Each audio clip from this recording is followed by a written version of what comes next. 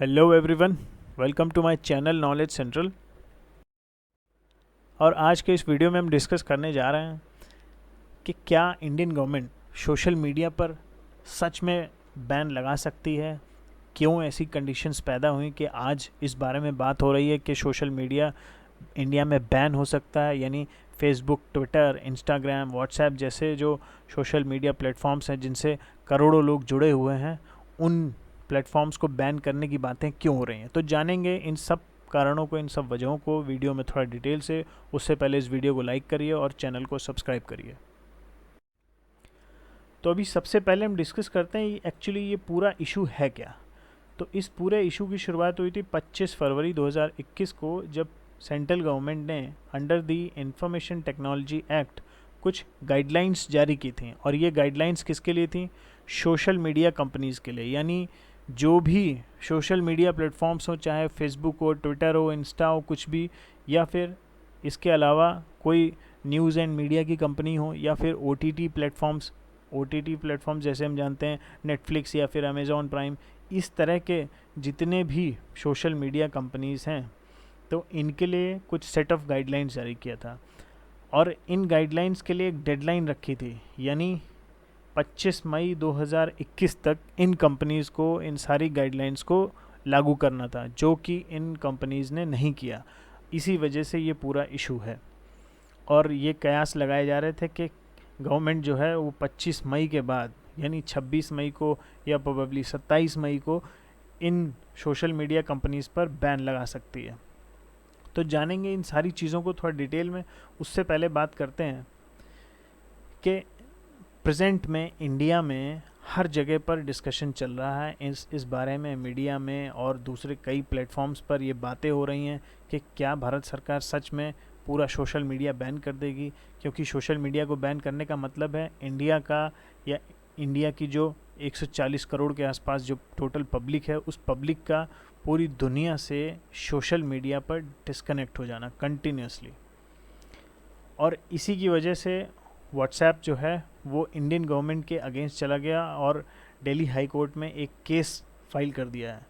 और व्हाट्सएप का कहना है कि जो ये पॉलिसीज़ हैं, यानी जो गाइडलाइंस गवर्नमेंट ने जारी की हैं, ये सारी गाइडलाइंस अगेंस्ट हैं राइट टू प्राइवेसी के। Hence these are also against the constitutional value of India. तो व्हाट्सएप का जो इशू है उस रिगार्डिंग मैंने एक वीडियो बनाया है, जिसका लिंक डिस्क्रिप्शन बॉक्स में है, जाकर उसके देखें। तो अभी इस समय स्क्रीन पर हिंदुस्तान टाइम्स का एक आर्टिकल है जिसमें यही चीज़ डिस्कस की जा रही है कि क्या फेसबुक, व्हाट्सएप, ट्विटर जैसी चीज़ें 26 मई से बैन हो जाएंगी। और ये एक दूसरा बिजनेस टुडे का एक आर्टिकल है जिसमें यही सेम चीज़ें डिस्कस की जा रही हैं कि क्या फेसबुक, ट्विटर, इंस्टाग्राम जैसी चीज़ें बैन हो जाएंगी इंडिया में कल से। तो अभी तक यानी 26 मई 2021 को ये सारी चीज़ें परफेक्टली काम कर रही हैं, जबकि गाइडलाइन की जो डेडलाइन थी वो थी 25 मई। तो 25 मई के बाद भी अभी भी काम कर रहे हैं, यानी आज की डेट में ऐसी कोई प्रॉब्लम नहीं है। और अब बात करते हैं उन गाइडलाइंस की। तो सबसे पहले डिस्कस करेंगे कि सोशल मीडिया के रिगार्डिंग वो गाइडलाइंस क्या कहती हैं। तो प्राइमरली 3 गाइडलाइंस हैं। सबसे पहली, गवर्नमेंट ने कहा है कि इन कंपनीज़ को एक चीफ कंप्लायंस ऑफिसर जो है अपॉइंट करना होगा, जिसका काम क्या होगा? To ensure the compliance with IT act.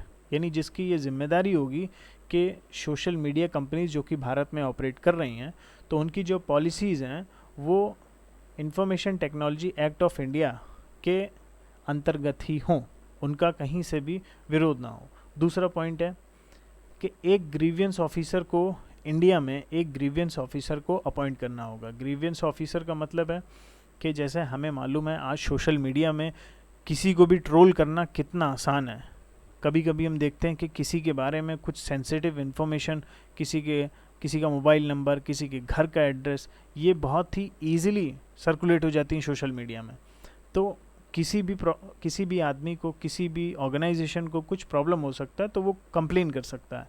तो इसी रिगार्डिंग एक ग्रीवियंस ऑफिसर उस हर एक पर्टिकुलर सोशल मीडिया कंपनी को इंडिया में अपॉइंट करना होगा, जो कि इंडिया में अपने ऑपरेशंस एक सिग्निफिकेंट नंबर पे चला रही है। फिर उसके बाद तीसरा, अब मंथली कंप्लायंस रिपोर्ट, यानी हर सोशल मीडिया कंपनी को एक मंथली कंप्लायंस रिपोर्ट गवर्नमेंट के सामने प्रेजेंट करनी होगी, जिसमें वो ये बताएंगे कि हर महीने उनके पास कितनी कंप्लेंट्स आ रही हैं और उन्होंने कितनी कंप्लेंट्स को रिजॉल्व किया है, कैसे किया है और कितनी कंप्लेंट्स बाकी हैं। तो ये आई गेस एक ऐसा मैकेनिज़्म बनाने की कोशिश हो रही है जिससे इन कंपनीज़ की कुछ जवाबदेही भारत के अंदर तय की जा सके। और इसके बाद एक और चेंज की बात की है भारत सरकार ने, जिसको लेकर सबसे ज़्यादा इशू है, वो है फर्स्ट ओरिजिनेटर ऑफ इंफॉर्मेशन। इसकी डिटेल्स मांगी है भारत सरकार या फिर कोर्ट ने, यानी इस गाइडलाइन के तहत भारत सरकार का ये कहना है कि जो भी फर्स्ट ओरिजिनेटर होगा, यानी सपोज़ कोई भी आदमी जो कोई मैसेज कंपोज कर रहा है या कोई भी इंफॉर्मेशन जो फर्स्ट टाइम पे क्रिएट कर रहा है, तो उसकी जो बेसिक इंफॉर्मेशन है आइडेंटिटी रिगार्डिंग, तो by the order of court और द गवर्नमेंट उस सोशल मीडिया कंपनी से मांगी जा सकती है। और ऐसा क्यों कहा जा रहा है? गवर्नमेंट का कहना है कि किन ग्राउंड्स पे वो, यानी गवर्नमेंट या फिर कोई कोर्ट ये जानकारी मांग सकता है, वो है sovereignty and security of the country या फिर पब्लिक ऑर्डर के रिगार्डिंग, क्योंकि हमें मालूम है देश में हमारे दंगे कभी भी भड़क सकते हैं, फिर वो चाहे धार्मिक मामलों को लेकर हो या फिर पॉलिटिकल पॉइंट ऑफ व्यूज़ को लेकर हो।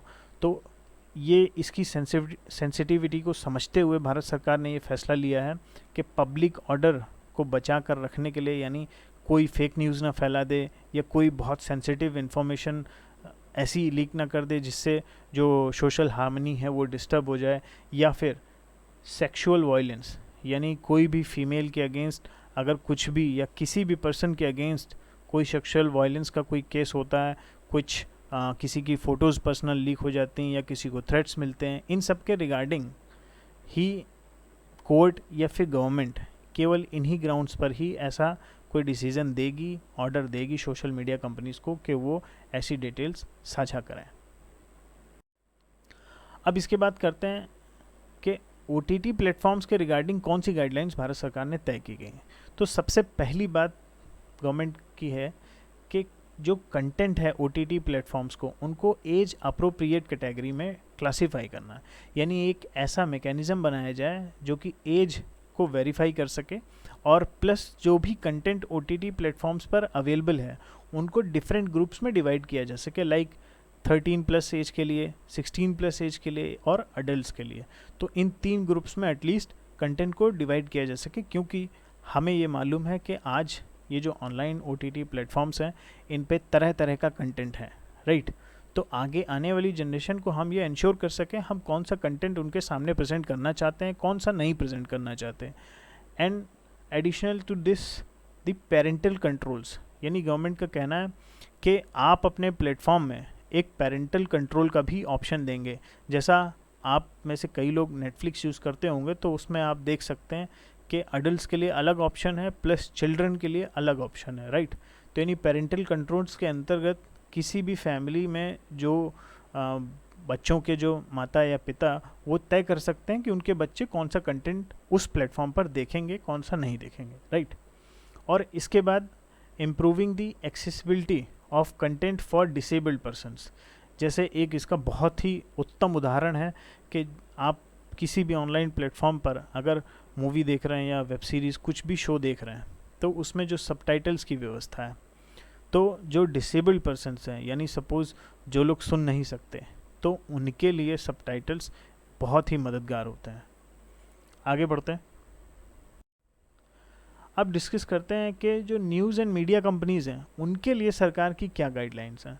तो सबसे पहली बात सरकार का कहना है कि जो प्रेस काउंसिल ऑफ इंडिया है और जो cable television network regulation act है, इन दोनों का कंप्लायंस इन कंपनीज़ को फॉलो करना होगा। यानी जो इनका कंडक्ट है, जो इनका प्रोग्राम कोड है, उसको इनको फॉलो करना होगा। और भारत सरकार का कहना यह है कि हम ये क्यों कह रहे हैं फॉलो करने के लिए, ताकि एक समान लेवल पर जो पूरा मार्केट है वो एक समान लेवल पे डिराइव हो। यानी डिजिटल मीडिया की बात हो या फिर ऑफलाइन मीडिया यानी प्रिंट मीडिया या टेलीविज़न की बात हो, तो ये सारे प्लेटफॉर्म्स एक ही लेवल पर रहें, किसी के साथ भी डिस्क्रिमिनेशन ना हो, इसलिए भारत सरकार का ये फैसला है कि जो भी न्यूज़ एंड मीडिया कंपनीज़ होंगी वो इन दोनों के जो कंप्लायंस हैं उनको फुलफ़िल करेंगी। फिर इसके बाद गवर्नमेंट का कहना है कि एक ग्रीवेंस रिड्रेसल ऑफिसर उनको इंडिया में अपॉइंट करना होगा, जिसका काम होगा कि 15 दिन के अंदर उनके पास जो भी ग्रीवेंसेस आते हैं, जो भी कंप्लेंट्स आते हैं, उनको रेमिडाइज़ किया जाए या उन पर कोई भी डिसीज़न लिया जाए। फिर इसके बाद जो एक और इम्पॉर्टेंट बात है, गवर्नमेंट का कहना है कि एक सेल्फ रेगुलेटरी बॉडी बनानी पड़ेगी इनको, यानी ये सारी न्यूज़ एंड मीडिया कंपनीज़ को सेल्फ रेगुलेटरी यानी अपना रेगुलेशन उनको खुद करना होगा, गवर्नमेंट इसमें इंटरफेयर नहीं करेगी। तो एक सेल्फ रेगुलेटरी बॉडी बनाएंगे वो, और उस बॉडी की खास बात क्या होगी, उसका जो हेड होगा that will be headed by अ जज, रिटायर्ड जज ऑफ सुप्रीम कोर्ट और हाई कोर्ट, या फिर कोई एमिनेंट पर्सनैलिटी होगी वही इसको हेड कर सकती है। और इस पूरे जो ये जो कमिटी बनाएंगे, जो सेल्फ रेगुलेटरी बॉडी बनाएंगे, इसमें 6 से ज़्यादा मेंबर नहीं हो सकते। और फिर उसके बाद इस बॉडी को यानी सेल्फ रेगुलेटरी बॉडी को रजिस्टर कराना होगा with the ministry of information and broadcasting. तो ये सारी गाइडलाइंस गवर्नमेंट ने जारी की, चाहे हम न्यूज़ एंड मीडिया की बात करें या OTT प्लेटफॉर्म्स की बात करें या फिर सोशल मीडिया की बात करें। तो गवर्नमेंट का कुछ अपना पॉइंट ऑफ व्यू है, उसको भी आगे डिस्कस करेंगे, फिर इनका भी डिस्कस करेंगे, सोशल मीडिया का भी। ये ट्विटर पर कुछ ट्रेंड चल रहे हैं क्योंकि इस समय जो ऑनगोइंग सिचुएशन है उसके चलते हुए पब्लिक इस समय काफ़ी कन्फ्यूजन में है। काफ़ी लोगों का कहना है कि जो सोशल मीडिया है उसको बैन कर दिया जाएगा। उसे रिगार्डिंग ट्विटर के कुछ ट्रेंड्स मैं आपको इस समय स्क्रीन पर दिखा रहा हूँ। Instagram ban news, Instagram ban Hindi, Facebook ban India, Facebook ban, Twitter ban, social media ban, right. तो देख रहे हैं आप, पूरा देश इस समय इन चीज़ों को डिस्कस कर रहा है। आप टेलीविज़न खोल के देखिए, ऑलमोस्ट हर चैनल पर यही सारी डिबेट्स चल रही हैं। और ये इस समय ये एक आर्टिकल है स्क्रीन पर कि Twitter move not for criticism but fake Covid news, government sources. इस आर्टिकल में ये बात की जा रही है कि कैसे इस कोविड के टाइम पर फेक न्यूज़ फैल रही हैं, जो कि गवर्नमेंट का जो आइडिया है, गवर्नमेंट की जो कोशिशें हैं, उनको कहीं ना कहीं नुकसान पहुंचा रही हैं, राइट। तो ये हमें मालूम है, हम लोग ये काफ़ी अच्छे से समझ रहे हैं कि कैसे आज के टाइम में फेक न्यूज़ को सर्कुलेट करना कितना आसान है, फिर वो चाहे विद इन द कंट्री हो या फिर बियॉन्ड द बॉर्डर्स हो, राइट। कभी कभी हम देख रहे हैं जैसे टोल किट का मामला था, जिसमें ग्रेटा थनबर्ग या जो एक फेमस सिंगर थी रिहाना, उन्होंने ट्वीट किया कैसे जो फार्मर्स का जो प्रोटेस्ट हो रहा था उस रिगार्डिंग, और कैसे उस पूरे कैंपेन को कितना हाइप दिया गया ग्लोबली। कई इंटरनेशनल मीडिया हाउसेस ने भी उसको डिस्कस किया, काफ़ी फोकस दिया उस पर। तो कहीं ना कहीं हमें ये मालूम है एक एजेंडा, एक प्रोपेगेंडा हो सकता है, वेरी पॉसिबल, कि इंडिया के अगेंस्ट चलाया जा रहा हो। अब इसके बाद इस समय एक और आर्टिकल इस समय स्क्रीन पर है, जिसमें 1200 अकाउंट को फ्लैग किया गया है गवर्नमेंट के द्वारा, जो कि गवर्नमेंट का मानना है कि ये प्रो खालिस्तान है या फिर पाकिस्तान के द्वारा इनको सपोर्ट मिल रहा है, और ये ट्विटर पर भारत सरकार के अगेंस्ट या फिर भारत के लोगों का जो आइडिया है उन सब चीज़ों के अगेंस्ट काम कर रहे हैं। तो गवर्नमेंट ने ट्विटर को ये रिक्वेस्ट की थी कि आप इन 1200 अकाउंट्स को पुट डाउन करें, और ये रिक्वेस्ट मार्च में एक बार पहले भी की जा चुकी थी, और गवर्नमेंट के कहने के बाद भी ट्विटर ने पहले कोई एक्शन नहीं लिया। लेकिन उसके बाद जब गवर्नमेंट ने फर्दर अपने नोटिफिकेशंस निकाले, अपने ऑर्डर्स निकाले, तो उसके बाद ट्विटर को एक्शन लेना पड़ा, और वो 1000 के आसपास अकाउंट जो थे उनको सस्पेंड किया गया। और उसके बाद ये हम दोबारा दूसरी रिक्वेस्ट देख रहे हैं जिसमें 1200 अकाउंट्स को सस्पेंड करने को कहा गया है।